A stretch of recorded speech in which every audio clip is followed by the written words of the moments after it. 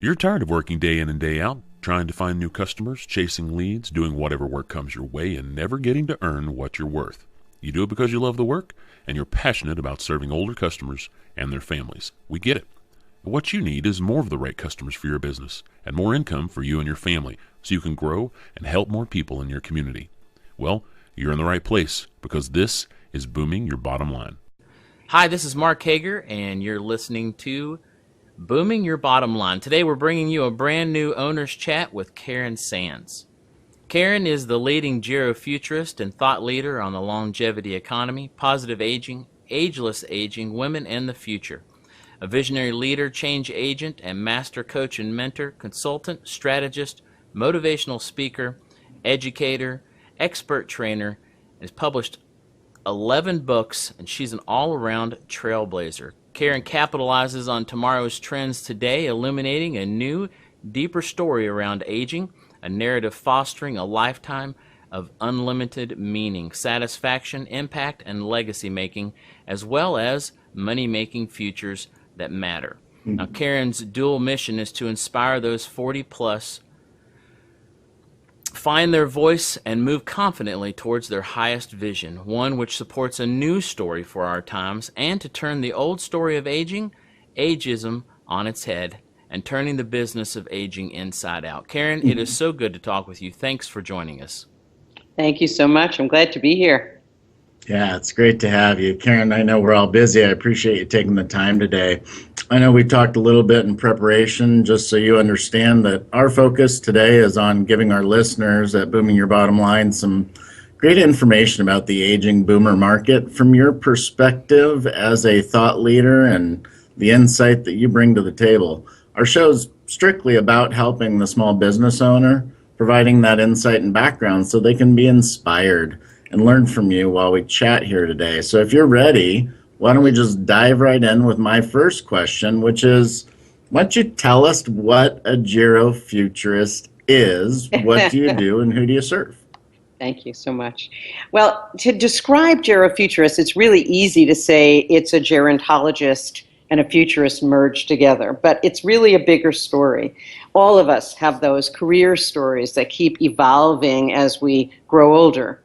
And where I started was as an educator and then as a serial entrepreneur that ended up in corporate America. Who ever thought, right? Not only did I end up in corporate America, I ended up in financial services, which I would never, ever have thought I would end up there. But more importantly, I ended up in the pensions and retirement services end of the business. And at that point, having been an educator, I didn't know what a pension was. I was 30. What is a pension? Is that something conductors get, trained conductors? That really was foreign to me. So I had to dive in. They brought me in as an entrepreneur going in as an intrapreneur. In fact, I was the first entrepreneur ever called that in corporate America way back when.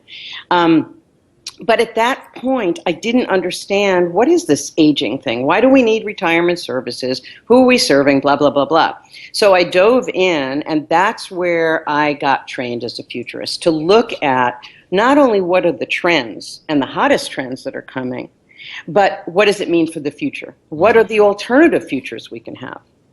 I didn't know a thing about gerontology, and it wasn't until I went through these years of being in corporate America, getting products out, training almost 10,000 advisors and agents on this market, especially the small and medium-sized market, which I'm assuming is primarily your audience as well, right? And so I got a whole nother taste of this. So when I left corporate, I had done everything I put on my bucket list to do in corporate America in a quick 10 years, and I said, okay, now who am I? What do I want to do? What matters to me? I found myself going back for a postmaster's in adult development and aging at Hunter with, of course, Rick Moody, one of the big names in the conscious aging field. And so after that, it was, so how do I combine this?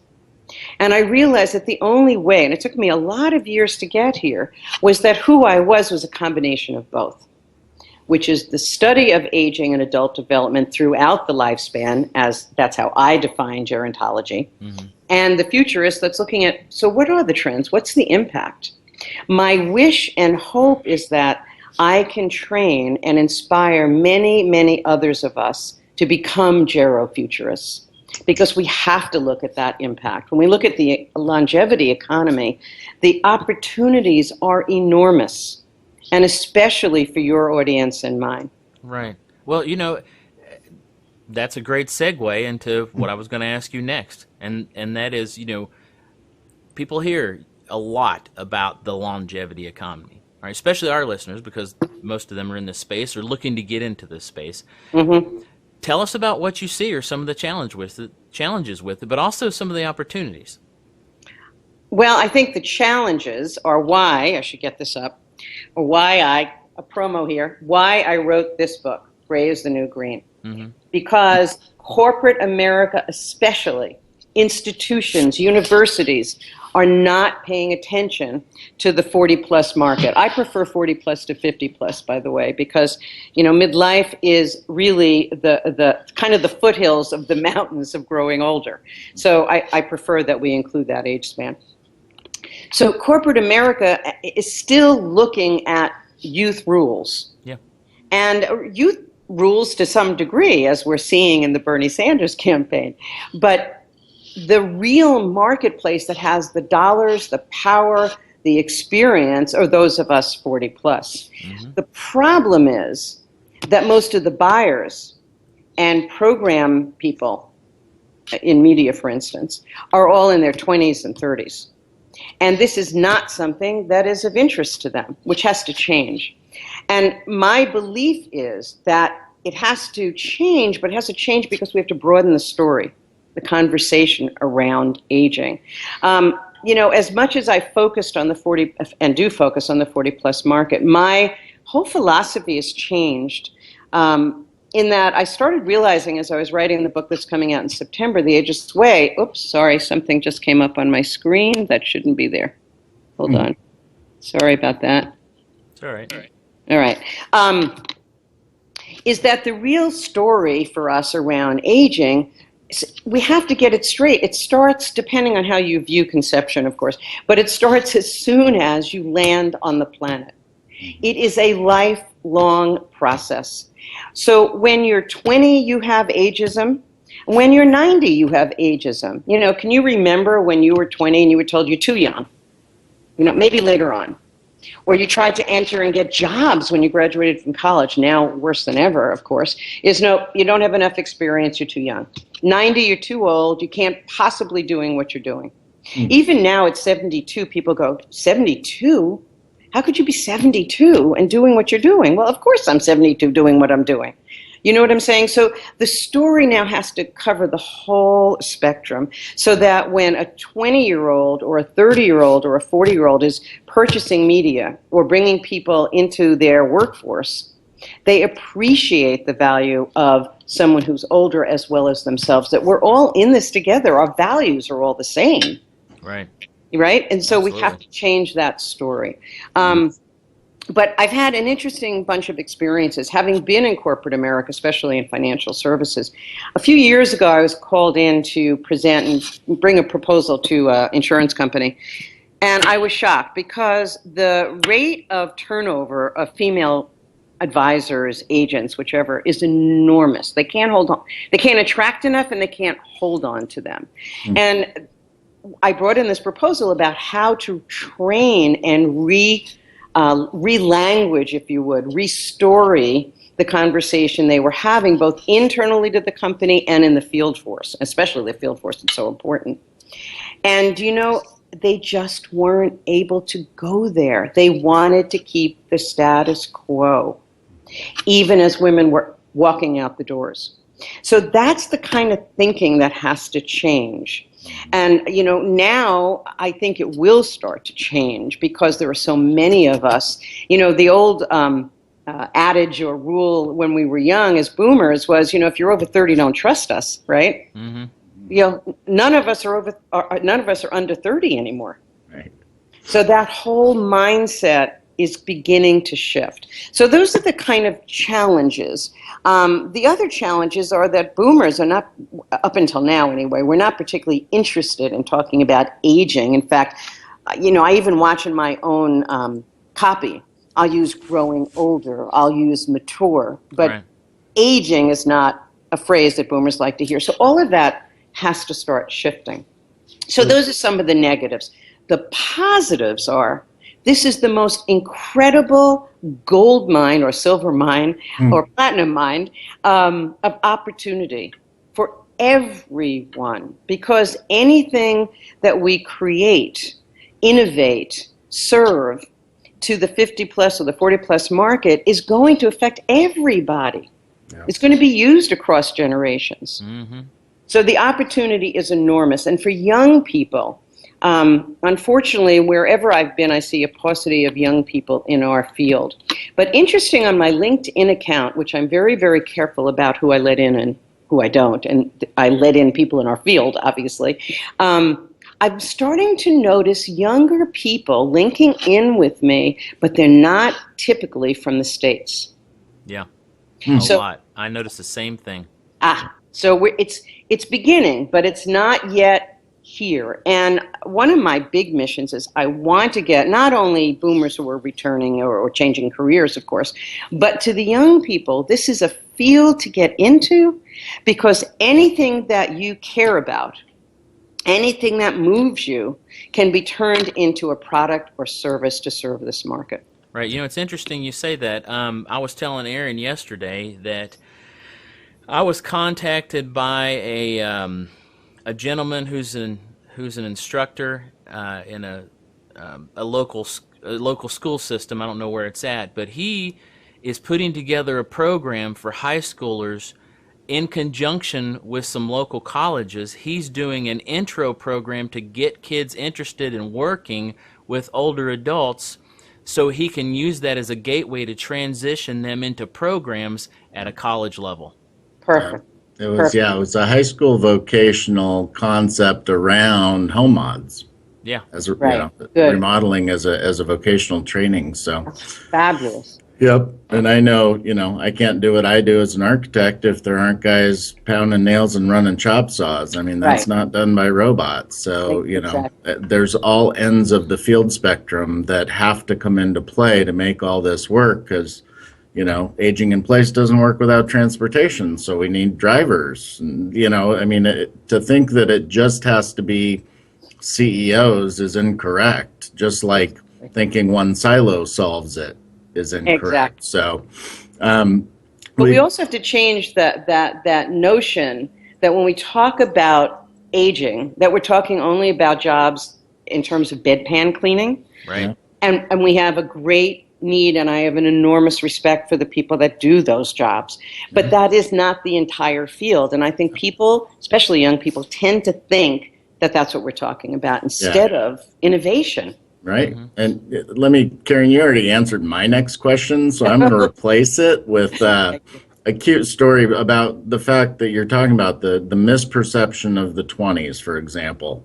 I joined Rotary probably 8 years ago, and well, it must have been more than that. Anyway, I was 30 something. Okay. Right. And it was a Saturday morning, and there's a tennis court across the street from my house. And these two high school seniors, probably a boy and a girl, probably combined total body fat of 4%, and wearing clothes to prove it.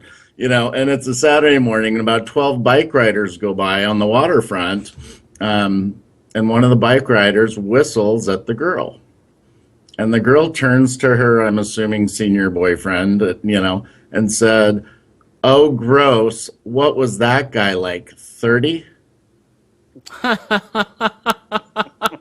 And that's when I knew I was old enough to join Rotary. Because apparently I was the creepy old guy at, 34 years old or something. So anyway, it's misconception, but to think that it won't affect anybody at any level in any job or educational training in the next 30 years is incorrect. Well, another thing that I've talked with people about over the years is we're trying to figure out what is going to be done with the boomer generation as they grow older. And I mean, there's just so many of them. That's going to impact so many things in our culture and in our government, and in the way services are provided, the infrastructure that's used, so forth and so on. So it absolutely is going to affect them, because whatever we do now, those 20-year-olds, those 30-year-olds, they're getting some rendition of what the boomers are going to get. Yep. So it is absolutely everyone's concern. Right. But I think there's another piece of that I want to talk to young people about. I hear that they don't think there's a future. Mm-hmm. This is it, and they're pretty jaded already, unfortunately. Yeah. But the reality is, we're talking about the longevity economy. We're talking about people that are alive today, living till 90, and older, of course. But I heard a stat recently. I can't remember whether it was from a futurist organization or not, but they were saying that somebody today, living today, now I don't know if that's an infant or not, but living today could age till 1,000 years old. What? That's like, stretching my mind a little too sci-fi for me. Yeah. But just the idea that, right now we're saying that we believe the human body can live to 114, right? At least today we can concretely say that. So when we're talking to teens or 20s or 30s or even 40s, I mean, look at the span of time. So to say there's no future, to stop now, to try to even pick one career now is ludicrous. Yeah, absolutely. So aging affects all of us because of the opportunities are enormous. Absolutely. And the innovations that will arrive to keep us vital, not only old. Yeah, and it's a lifestyle discussion, not an aging discussion. I think that we, one of us needs to write a blog or an article titled "Aging, It's Not a Bedpan Business" or something like that, right? I mean, there's your tag. Yeah. So what is your advice to somebody that is looking, based on the trends you're seeing, looking to get into this market or looking for a new opportunity? Because our listeners, we have established contractors, we have occupational therapists that have staff, but we also have those people that are sitting on the edge of the pool with their toes in the water going, dare I get in? And if so, where should I swim? Okay, yeah. Well, and that's a very big question, but to start off the conversation, though, I have always believed that where you belong is where your passions, your purpose, your values intersect with the trends that are coming. Very true. So so let's assume right now we're saying the trend is, of course, the aging and the needs in that aging marketplace, right? Mm-hmm. But it's finding where your passions intersect on that ground. I mean, obviously, I'm a business person. I'm a marketing strategist. It's in my genes. But that's a tool. That's a way of getting my passion satisfied. My passion is about the future and the future of aging, the future of business of aging, and of women especially, because there'll be more of us and more of us living, and we need a place to, a way to express ourselves and make a living and not end up in poverty, which most of the women today will, unfortunately. So it's taking the time to know what is it that turns you on. Right. That's so critical. And then it's finding people that are doing that, either apprenticing with them, interviewing them, finding out where you fit in that niche. Yeah. Well, and it's hiring someone and anybody that you can find that has credentials and knows this work and knows this field. Mm-hmm. That's someone that anybody in your audience should be contacting and working with, because this is not an easy thing. It is not easy to find where you belong. But I want to give you some examples, though. I had, on another call-in that I had, one woman kept talking about she was going to senior centers. And she was presenting at senior centers about conscious aging, et cetera, et cetera. Mm-hmm. And I said to her, and she was complaining that she goes, but nobody's really all that interested, right? And I had to be, I'm pretty truthful, straight, direct, right? So I said, well, how about the fact that you're going to a senior center? The fact that it's even called a senior center is so outdated. dated. I don't even use that term in any of my copy, not in any of my books either, for that matter. So it's changing that perception of what does it mean to be at a senior center, right? You're not going to find boomers typically going to a senior center. It's not going to happen. So what I clued her in was, you're in the wrong place. Yeah. Find another segment, and that I would certainly work with her on it, but find another grouping to go to that are ready and raring to hear what you have to say. Just because it's a senior center doesn't mean that's where you go. No, that's a good point. We teach at Booming Your Bottom Line, and it's from my experience, speaking your way to local expertise. It's an actual program that we have, and I started by going to Rotary and Kiwanis and Lions because that's actively aging people that have purpose and drive and interest in society as a whole and learning. They're consummate learners, and that's a great place to start that.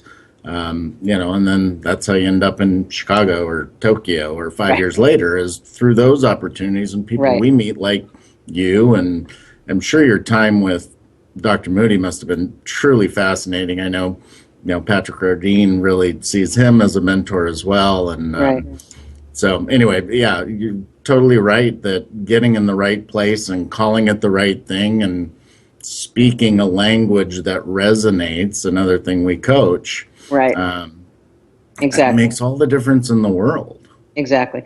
And also, I think there's another decision people have to make in terms of who you want to speak to. Are you going to the, shall we say, the roots of the tree, or are you going to the top of the tree? Okay. Who do you want to serve? And who wants to hear what you have to say? One of the questions I get asked a lot, I just want to, see how she said it. What is an effective way to, introduce compensation into the conversation? And I thought, well, the problem is if you're talking to people that cannot afford your services, either package it differently so they can, as in a group format, or go to another segment. And unfortunately, most of us in the field are not business people, and we're not marketers. And we have to become that. I had another great question that this may relate to your audience also. I had a guy who's in financial services, so of course I could relate to him totally. And he said, I see you're all over the internet, which was a nice compliment. I've worked hard to be so-called all over the internet. I'm not exactly all over, but it's nice to be there. And he was very, very concerned. He didn't want to go on the internet full steam ahead. He was afraid of competition, of people stealing from him. And a flash went off in my head that we're back to, and I've been there. I used to feel the same way, like, oh my God, somebody's going to steal from me. They're going to rip me off. What am I going to do? It's competition. And I didn't figure this out myself. I had millennials on my team who straightened me out very quickly, and I resisted. But the reality is we're in the sharing economy. Get with it. Absolutely. So you have to share. And if you don't share, then you're out of the economy is basically what it comes down to. So it's longevity economy plus sharing economy. So that how I resolve that for myself is that I am very clear about the profile of who I want to allow into my tribe online. And for the people that come into my tribe, it's open doors. Right. Outside of that parameter, no. But this is a question for all of us who are in our 40s and our 50s and our 60s and 70s, et cetera, is that if you want to play in this field, then you have to play and share, Oh, you are speaking our language. It's funny.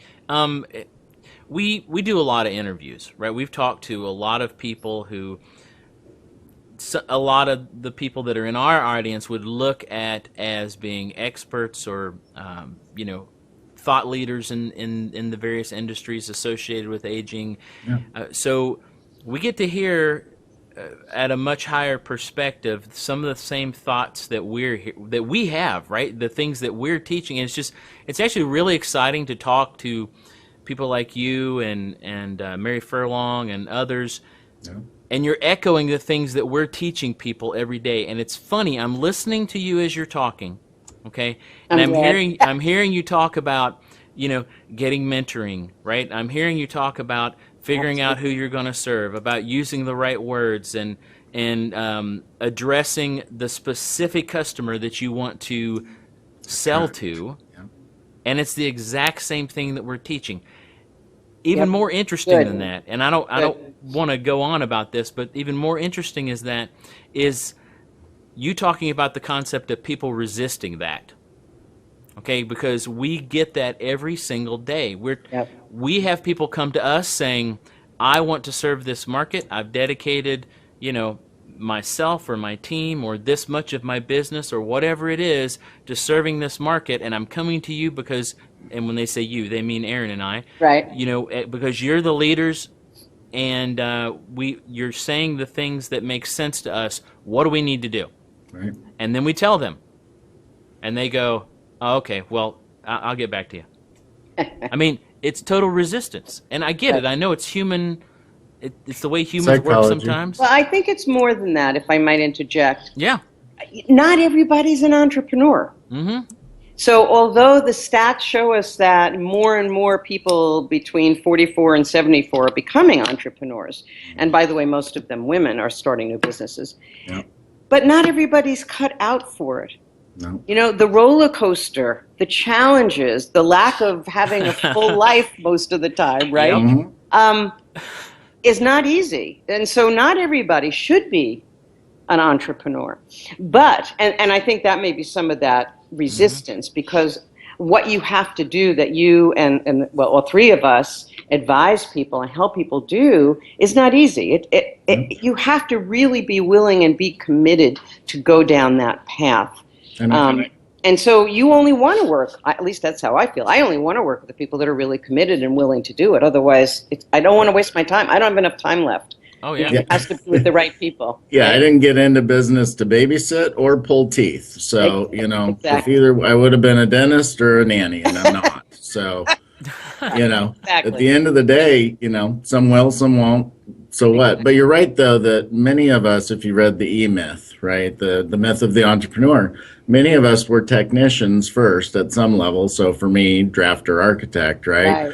Then you decide, oh, I could do it better than my boss. And now I'm out here floating in the ocean going, what in the hell Right. did I just sign up for? And what about the Right. 92 things I know nothing about? Uh-huh. Right. Exactly. Whether it's, QuickBooks and accounting or marketing and sales or, Exactly. but you're right. I mean, yes, we're cut from a certain cloth. The right people will stand up and self-identify as long as you are speaking a language that relates and resonates with them. Michael Thomas out in California calls it, with regard to aging, Cleopatra syndrome, the queen of denial. Right. Right. And we can't fix that. But No. the right people that care to plan ahead will talk to me about aging in place. The right people who say, yes, I found that my passion and a skill set intersect with the longevity economy. Exactly. They'll step up and they'll find people like you and Mark and I, and they'll say, yes, I'm ready to invest in myself. Exactly. And the rest of them will, go back to buying tape cassettes 8 at a time and using them as doorstops, not, And self-improvement spending- products. Yeah. But Exactly. Speaking of There's that, something else, though, on that, is that, because I don't want to denigrate the other side of it, is that we need people in corporations, in institutions, in universities, or in just any business for that matter, who will take the role of the intrapreneur, who can be the visionary or trailblazer, not as an entrepreneur, but inside. We need that as much as we need the entrepreneur. So, come on, we can help you too, because exactly. we could show you how to be the intrapreneur and get things done. And you may be in the wrong company. That's the other point. You may have to change lanes, but the opportunity is there, either side, entrepreneur or intrapreneur. Mark, you were going to say? Yeah, well, I agree with what you just said, Karen. And also, in talking about finding someone to help you figure out what you need to figure out, right? Where do you fit in, or where are your best services, or whatever it happens to be for for you as a business owner. Yeah. What about you? What do you do to increase your knowledge or sharpen your focus or help you run a better business? I mean, whether it's reading or coaching or training or whatever it is. What have you done to help you get to the point where you're at now? Excellent. Yeah. Well, it's a 40-year career, so it's Yeah. kind of pulling all of that together. I was a hotshot in marketing, strategic marketing, leadership development, breaking boundaries. I was called the leader of the new breed, so all of that was in my early years. That didn't go away. I went back to school, like I said, and I knew, there's some other things that I haven't shared. When I was younger, I was 28, and I was a young mom. I was an entrepreneur at that time. I had my own company that was doing quite well, and I got a phone call, and that phone call was from my mom.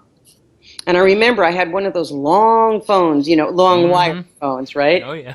I'm doing the dishes. The kids are probably watching Sesame Street or something at the time. And the phone rings, and I pick it up, and I said, "Oh, hi, Mom."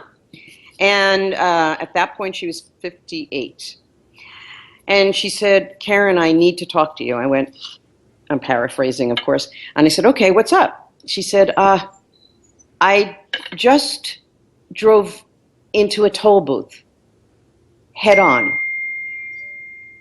I was like a deer in headlights, of course, like, what is she telling me? And I said, "Mom, why did you do that?" I mean, what a dumb question to have asked, but that's all I come up with at the time. Why did you do that? You're in shock. Sorry? You were in shock. Total shock. But it was actually, in the end, the right question, because the answer was because the voices on the radio told me to. In that moment, my life just completely shifted. Oh, yeah. Completely shifted. I knew that she was deep into early onset Alzheimer's, and there was no bringing her back. It was over. So here was a woman at 58. Here I am at 28, realizing that this might befall me as well, and that her life was over. In that short conversation, everything I did for the rest of my life changed. I got out of a marriage, sold my business, went into corporate America, and began my long life dedication to the field of aging, and especially to women and aging and what it means to be a woman as we grow older. So that was one major event in my life that changed it. All of us have stories like that. I'm not alone in that. But that story is what, if we look back, weaves us through the rest of our life and the choice. And if we really listen, that's why I meant that people really have to pay attention if they're going to make these changes that the three of us support, is you have to go back and find those stories, find those threads, because that will lead you to what your role is. So it was easy then for me to go back and get a postmaster's degree. It was easy for me to keep studying in the field. When you ask me what I did when I was in postgraduate, at that point everything was about, disease and disaster and death and dying. Yeah. It was, aging was not a positive thing. No. And I remember I went up to Rick and said, "Look, I'm leaving. I'm out of this program. It's not for me." And he said, "What would you want to do?" I said, "We have to bring in positive aging, conscious aging." I mean, that's what I called it back then, was conscious aging. And he said, "Okay, I want you to teach a course. Will you teach the first professional course in conscious aging at Brookdale Center on Aging of Hunter?" And of course I did, and it was phenomenal. So, but the point I'm trying to make is you have to show up. Oh, yeah. You have to keep showing up. And I mean, I'm going to do that all the way until I'm not here anymore. I'm going to keep showing up. It's the only way the doors open and opportunities come forward. You have to be willing to show up. Absolutely. Okay. So, go ahead. But ongoing, I'm a lifelong learner, and every one of us has to be able to do that. I mean, you taught me about doing Skype yesterday, and I, flustered or whatever it was, and I flustered through it. But I know now that my next step is webinars and podcasts. So I'm constantly showing up and finding out what's current that is going to serve me to do what I came here to do. I do believe this is my destiny. This is my destiny calling. Everything that has happened to me, too many stories to share here, that kept saying, you are on this path. Stop trying to get off the path. This is your path. This is your destiny. Well, speaking of many more stories, we'll get to the books in a second. Yeah, sure. But give us your golden nugget, knowing who this audience is, right? Mm-hmm. Like you said, small to mid-sized companies, they're, OTs or remodelers, or, Mark and I both came out of the aging in place space to do this. So what's the golden nugget to get somebody off the edge of the pool and help them succeed? First, realizing that the pool is so lucrative that if you don't jump in, you're going to get run over. True. Oh, yeah. I mean, that's the first real reality check that every single one of us has to do, right? And then the second is you have to get professional help. I don't think you can do this on your own. Mm-hmm. Well, you can, but you'll flail around, you'll waste a lot of time and money, and you may never get to where you really belong. That's fair. Very fair. Thank you. Yep. All right. So, Karen, why don't you go ahead and tell us about your new books? Well, actually, there are 3 books I want to speak about. I've written 11. 2 of them are journals, workbooks that go with the books. So let's say 9 then. There was a book I wrote back in 2012, which is getting circled back again, which I'm thrilled about. And it came out of my postmaster's degree program. I started saying, okay, here I am, a woman. My mother died at 58. What's my future going to be like? And so I interviewed hundreds of women who were over the age of 60, all the way through, early hundreds. And that book synthesized down, or and that's not the right word, but it came down to what I produced in 2012. I took certain of those interviews that I had with women that I thought were phenomenal visionaries about aging and about who we are as we age. And it's called Visionaries Have Wrinkles. Yep. And that title is just great. And I think, Aaron, that's when we first probably met, is when I was doing a lot of speaking on that. What does it mean to serve the baby boomer market? And what does it mean to serve women baby boomers, which is a whole big area that I want people to get into. It is where it's happening. And unfortunately, there's a she economy, right? Yeah, I mean, for exactly. sure. And in that she economy, those women, we do not trust marketers, financial advisors, we're you got to win us over, and now is the time. Men don't know anything about winning. Yeah, right. Yeah, we know that's a battle. Thank you very much. Exactly. So I then started a year and a half ago. I unfortunately was flat on my back for a year and a half, healing from a surgery that went awry. But I said, okay, what am I going to do with this time? I had already started writing a new book, and I said, okay, I'm being called to do this now. And so I wrote over that time the new book that's coming out in September that Erin's read, and I think you've read. Oh no, your mom has read it. Mom has it right now. I've read Gray is the New Green. Yeah.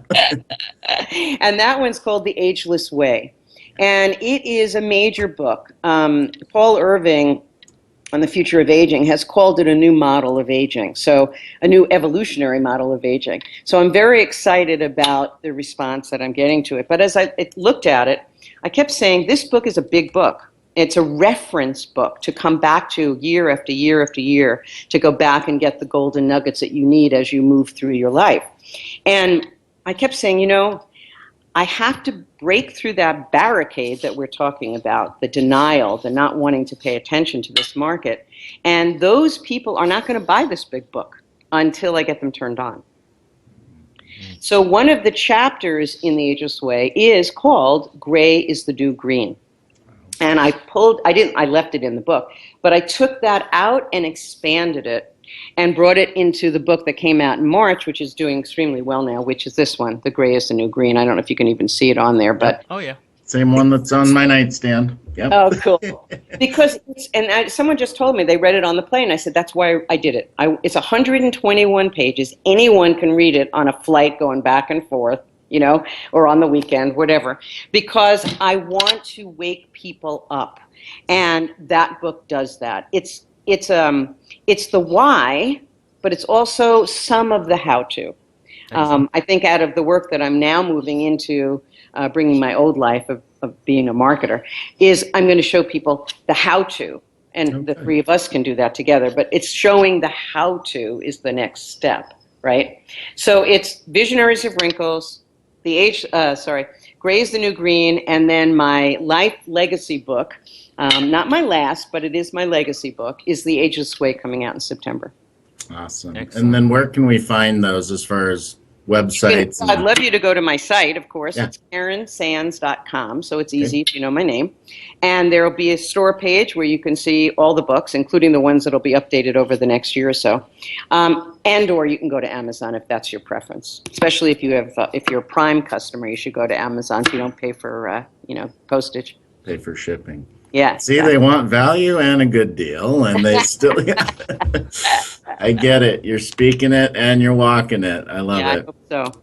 Yeah. Well, Karen, it's been an absolute pleasure to have you here today. You're clearly leading the way, both as a entrepreneur and a female and a GeroFuturist. So we appreciate your leadership and your willingness to kind of step out and step forward and be a voice for positive change across the globe. And now that we know how to get a hold of you, I'd recommend, as have I, that folks do go to KarenSands.com and get a hold of one of those books, because it's going to get you off the edge of the pool when you see what you're missing. It's not called the Silver Tsunami for nothing, and if you don't start paddling, you will get run over. You'll drown for not having gotten out in front of the waves. So, Oh, yeah. Exactly. well, everybody, that was awesome, and I appreciate so Karen much. being here, and Mark, as we do every week. We hope that you guys enjoyed hearing from Karen today, and that you're leaving with some things to think about, because you guys are getting something at Booming Your Bottom Line that not many people are getting, and that is solid information from industry thought leaders across the globe. If you've listened to 20 of our podcasts, you'll hear the same names coming around this discussion, because that's the world we're working in. Like Karen said, do you want to talk to the roots, or do you want to view it from the top of the tree? Take it all to heart, mull this over, and then act, okay? Without implementation, knowledge is not much. So thanks for listening, Karen. It's been a blessing and an honor. Yeah, me Until too. next time, be well, be bold, and boom your bottom line. Thank you.